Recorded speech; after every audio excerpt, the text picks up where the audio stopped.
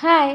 सकाळी 5 वाजता स्वयंपाक, भांडी, सर्व किचन, घर आवरून मस्त अशा तयार होऊन आम्ही निघालेलो आहोत निसर्गाचा आनंद घ्यायला चिखलदरा जायला.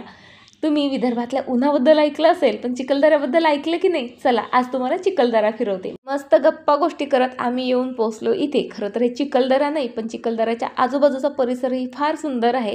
अरे माझ्या नवऱ्याला नाही, मागचा व्ह्यू बघा, इतका सुंदर व्ह्यू होता का इथेच आमचा भरपूर वेळ गेला. मग पुढल्या प्रवासाला सुरुवात करून इथे पोहोचलो. इथे आम्ही घोडेस्वारी केली आणि या गाडीवर खरं सांगते भरपूर बोर झालो, म्हणून इथे आरू पिहूने भरपूर डान्स केला. लग्नात घोड्यावर बसायलाच मिळालं नाही. ही खंत 13 वर्षापासूनची माझ्या नवऱ्याला होती, पण आज ती दूर झाली. बरं चला, आता तुम्ही चिखलदऱ्याला आले तर मोठा इथे हे मस्त गणपती बाप्पांचं म्युझियम आहे. हे पाहिल्याशिवाय पुढे सरकूच नका, कारण इथे तुम्हाला गणपती बाप्पांच्या इतक्या सुंदर सुंदर मूर्ती पाहायला मिळतील का तुम्ही थक्क व्हाल.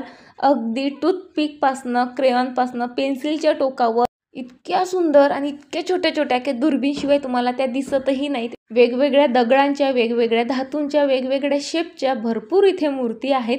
सो कलाप्रेमी असाल तर इथे नक्की भेट द्या, कारण एका मिनिटाच्या व्हिडिओमध्ये मी तुम्हाला काय काय दाखवणार, म्हणून बाकीचं चिखलदरा उद्याच्या मिनी ब्लॉगमध्ये दाखवते. बाय.